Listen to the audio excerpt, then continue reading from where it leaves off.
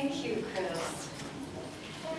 On Facebook a couple of days ago, when I announced I was thinking about the words that describe the gifts I have received from growing up LDS, I invited others to offer their words, and not just from growing up LDS, but from other backgrounds as well. And I begin with those words. These are some of them that reflect what you are bringing here. One is trust. Another, society, family,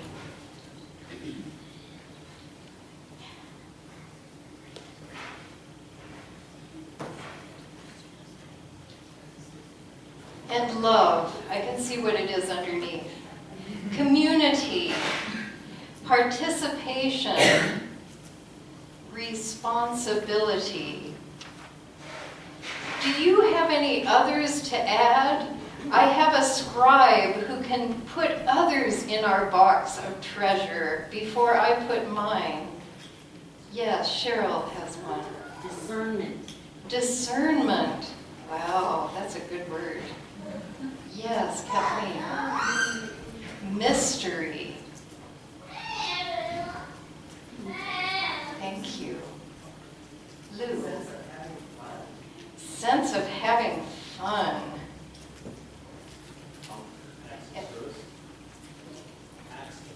Acts of service. Acts of service. Thank you.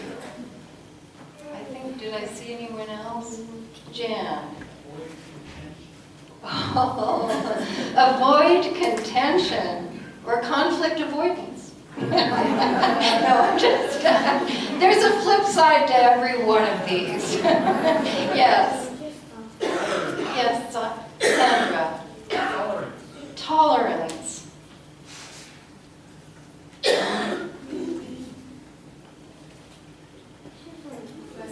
Questioning.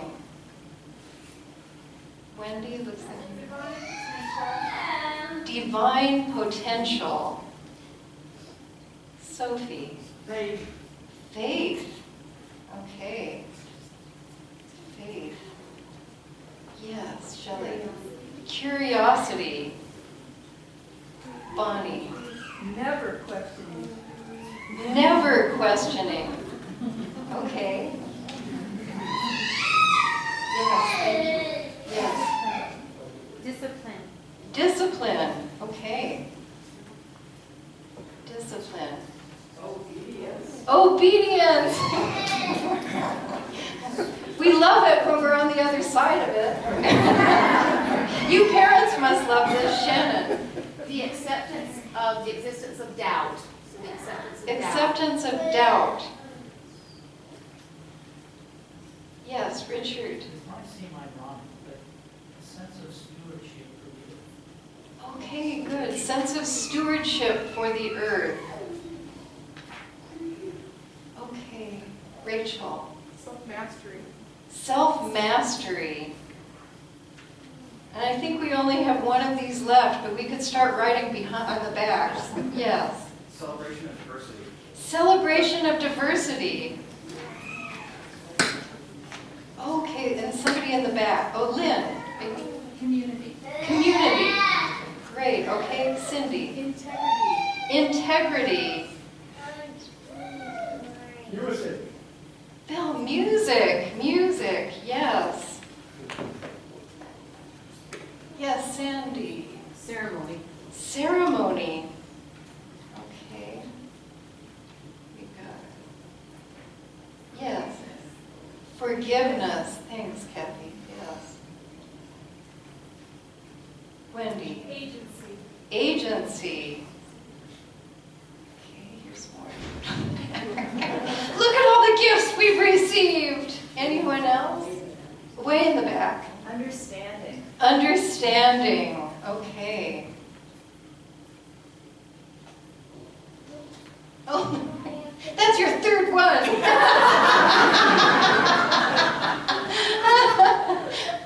Funeral potato.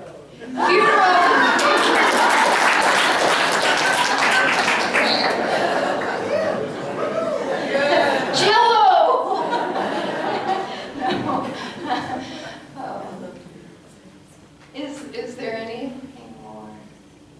Comedy. Okay, what? Comedy. Comedy, yes, laughter, comedy. That is true. That is true. Yes, yes, yes, yes. Well, as you can see, we are feeling that there are many, many gifts that we have been given from our religious upbringings. And when I tell people that I was brought up LDS and that I'm now here in Salt Lake, they always say, "Oh, are you coming home?" To which I am kind of a little stumped with that, because in some ways I do feel that I am coming home.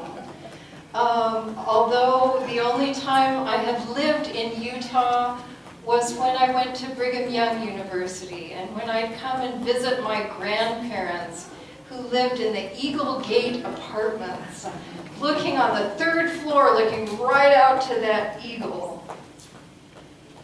But this city, this place, this valley is a kind of Shangri-La for my parents, who were both brought up in the Bighorn Basin of Wyoming. And I loved visiting the Bighorn Basin. Have any of you ever been there? Yes. Well, when we'd visit the Bighorn Basin when I was a child, if the windows were rolled down when we get to that entrance to the basin, that smell of sugar beets that smells a little like manure, unless you know the difference, would come wafting in the car. And that was the smell of that place, everywhere in that place. I loved going there to visit my great-grandmother, Patty.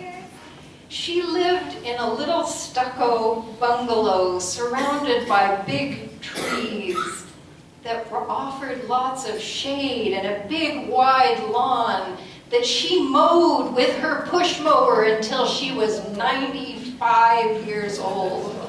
And then she moved to Salt Lake City, where she lived until she was almost 104. And I think she'd want me to say 104. She was very proud of her age. And sometimes when I'm walking around the old neighborhoods of Salt Lake City, I catch sights and scents that bring me to that place. I see beds of hollyhocks and peonies and pansies and little strawberry plants. And sometimes, I know it's probably not right, I smell that little bit of a bitter, bitter smell of compost burning, which was the smell of my great-grandmother's back garden. Thank heavens we don't do that in this city. Can you imagine the inversion we'd have if each of us had our own little burning piles? During our visit, my great-grandmother always took special time with me. She had so many descendants. She only had 3 children who lived, but one of them had a daughter who had 12 or something children, and they just kept multiplying up there in Bountiful someplace. And they had orchards and peaches, they had peaches and roses, and they'd show up sometimes at family reunions in a big herd. But of all of these people that made up my family, my great-grandmother's descendants, I was the only one named Patty. I was the only one named after her, and for her and for me, that was important. So the first treasure I'm going to put in here is my name. Sometimes when I was on a visit, she'd take me to her bedroom and we would sit on her pink, bumpy, that chenille, you know, that stuff, bedspread. And then she'd open her cedar chest that contained her treasure. And in it were embroidered pillowcases, a pineapple quilt that I now have in my own guest room, that was a gift when she was a missionary in Hawaii after World War II. Often my great-grandmother would take me aside and she would talk to me. She would talk to me about her grandmother, Patty, and these are their photographs. That's my great-grandmother, Patty, and that's her grandmother, Patty. And sometimes she'd tell me this story that she loved to tell me that was about when she climbed up the scaffolding around the Salt Lake Temple and went right up to the angel Moroni. And then we would have a laugh together as if this were our secret. You see, she was born in 1879 and lived until 1983. And sometimes she'd get out her harmonica and she'd play hymns. And once she did this amazing thing. She got this pa going in the left hand. And she was puffing and puffing, and I don't know how she did it. And then on Sundays, if we were there on a Sunday, we walked to church. It was a building that my grandparents had helped to build. And when I looked up, I could see my Aunt Loretta playing this very impressive organ. This was one of the only times in my childhood where I worshiped in a large building. Like the buildings you see all over Salt Lake City with lots of people sitting in pews. For me, the first church services that I remember, and for almost all the years of my childhood, were held at home. The services were conducted by my father, but the storytelling was my mother's work. She had a pale blue flannel board. Anybody remember those? And she would put different figures on it and tell the story. She would talk about the life of Jesus and Jonah in the whale, and the whale had this marvelous moving part that you could take off and you could see Jonah in there. It was a magical window to our faith. But I would imagine, though, that the greatest gift is what I've already told you, and that is the gift of my name. It was something that my parents kept reminding me of, and at times in my life I have not wanted this name. Both of the women who were named Patty embodied resourcefulness. And that is the same. That is the next word I will put in my treasure box. I've talked with you a little about my great-grandmother Patty. I talked about her when I spoke of prayer. She pioneered into the Bighorn Basin in 1900. And over the next few years, she and her husband had 4 children. Then, as they were building a log cabin, her husband stepped on a rusty nail and developed diphtheria, or what they now often they call lockjaw. And he died a horrible death. Then, 5 months later, her eldest son, Clifford, died. Prayer supported her. God was her well-respected friend. She didn't go back to her father Peregrine's big house in Bountiful. She stayed in Wyoming, and she used to love to say to anyone who would listen, "People said I worked like a man." She also liked to say that she looked good in overalls. She did lots of things. She cooked for cowboys up in the range. She built a beautiful home for herself. And she started a bakery in Rock Springs that even had a little branch bakery in Lovell. I thought of her often and got strength from her when we were living in Japan and had broken pipes and a new language. Her grandmother, Patty, who's this Patty, who you can tell I've delved into her diary, embodied this resourcefulness too, to such a degree that when you read the lists of everything that she did during one day, you start to feel tired. She sometimes delivered 2 babies, and she put up peaches, and she would create little seed packets, and then she would hoe her garden, and then she'd take something over, maybe a pie, to her neighbors. But the gift that I'm going to take from her life to give to you is that she loved to dance. She danced whenever she could, and she wrote about it in her diary, especially if her husband did not ask her to dance. She'd talk about the other men she danced with. And I believe that is why my childhood was filled with dancing. My parents did ballroom dancing. When my father gets into a rare mood, he might do a tap dance. He studied tap dancing as a child in Laramie, and he can do that one about by the light of the silvery moon, which is wonderful to see an 80-year-old doing that dance. I think it was him who pushed us into a twisting contest when I was 8, and we won. My sister and I danced every night of our life as children around our living room. It was what we did after dinner, after we had cleaned up. And we still dance together when we get to New Year's parties or something. It has been a huge gift that brings me joy.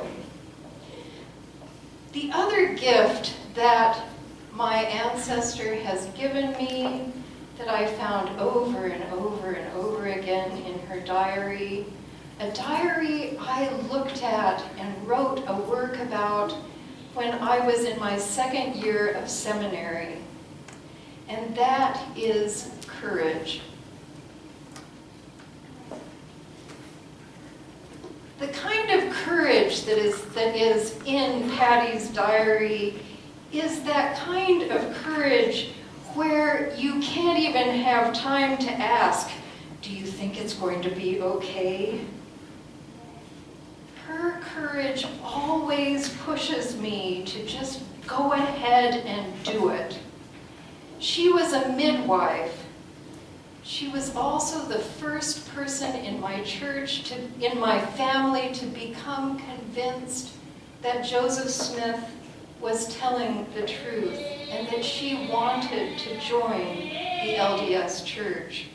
Her baptism in the cold waters of the Bear River in western Maine in 1833, though that was an act of courage. Her husband David was baptized with her, and her husband David was why she had to wait a whole year. She wanted to wait until he was convinced too. Her family was very unhappy about her attachment to that new faith that would take her far away. She'd already married David, who her parents did not like, and as a midwife, she delivered close to 4,000 babies in her lifetime. Some of those babies, she recounts, going towards the mother. She had to cross a swollen river. She had to go out at midnight on horseback.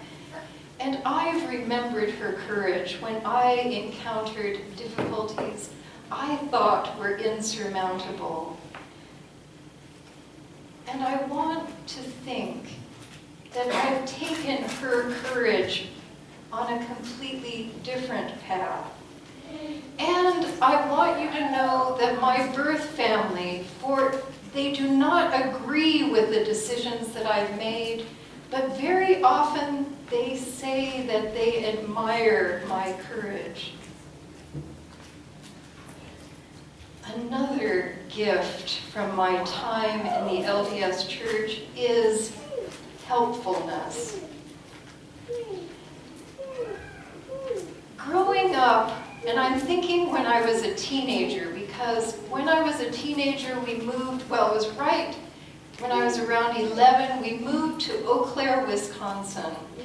And I said on Facebook that that ward there that was filled with Germans and Norwegians was much more like Lake Wobegon than Salt Lake City.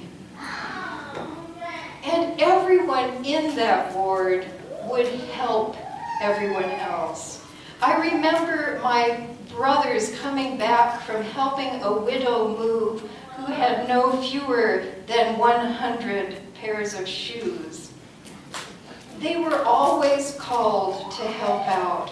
My mother and sister and I were often called when someone had a new baby, or someone was dying, or someone needed to have their house cleaned.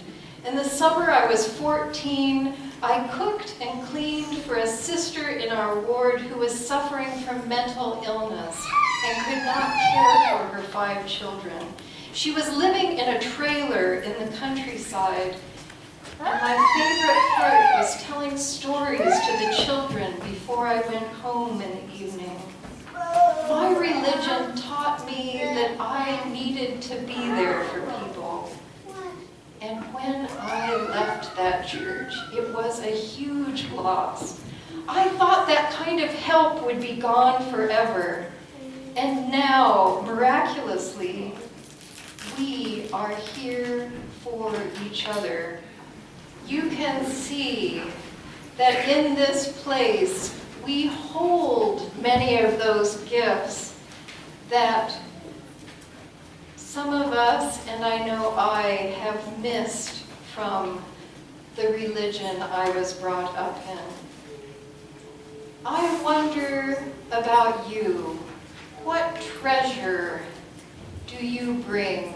What treasure beyond even the words that we have in this treasure chest? What can you rescue from your religious upbringing? I think perhaps as I look back that the greatest treasure that I have rescued from my religious upbringing are the memories around all of those words. After I left my birth religion, I avoided those memories. But the problem with avoiding memories, avoiding sometimes my name Patty, I became Christina for a number of years, who she was also a very nice woman, but not one of those ladies. The problem was that avoiding my religious past robbed me of a past. I was a person without a name. I believe that we carry our families, we carry our ancestors with us, whether we claim them or not. And it is my hope and prayer that we can bring the whole of who we are to this place. For me, this process of coming to terms has been a long, long one. There were years when the woman in the middle was scowling at me, and her picture was inside a book that was inside a closet, but I knew where it was. And I can tell you that for me, it was worth muddling through the grief and longing to rescue those days we arrived in the Bighorn Basin, rolling down our windows and smelling that old manure smell of sugar beets, and feeling my heart race as we drove closer to that white stucco bungalow surrounded by flowers where Great Mama lived with her big black spaniel-looking dog named Mickey. And she'd walk out smiling, and I think she usually went for me first because I had her name. And she was always wearing a brightly colored muumuu. She was a flash of color in front of that White House. Perhaps those are the memories that have become my treasure. And now I even have that cedar chest sitting in a room I share with Lou. And when I open it, I smell that cedar and I hear her harmonica with that mysterious pa-pa in the left hand. I pray for you that those of you who are feeling rootless, I urge you to find those roots and claim that family. It has been worth the long years I have spent. May you have the courage to look for the treasure that is uniquely yours, whether it be Catholic, Unitarian, Episcopal, Jewish, and many, many others, or LDS. I believe through making connections with our past, we can find more wholeness in our present. May it be so. If possible, and I know that sometimes it is not, I hope and pray that you will be able to find peace with your families of origin and with your ancestors. May those memories that can haunt our lives become our treasure. This is hard work, and it is worth the trouble. They're coming.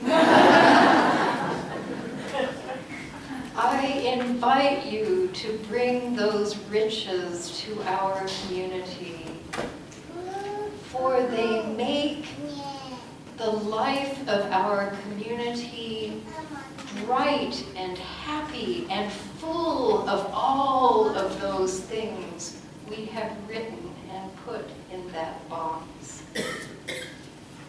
May that work begin or continue. Many of you are through with that work. Some are in the middle, and some of you may be looking at it as if it is a precipice that looks very, very frightening. And I can only say that it was worth it for me to do that. And I give you that with my heart. May it be so. Amen.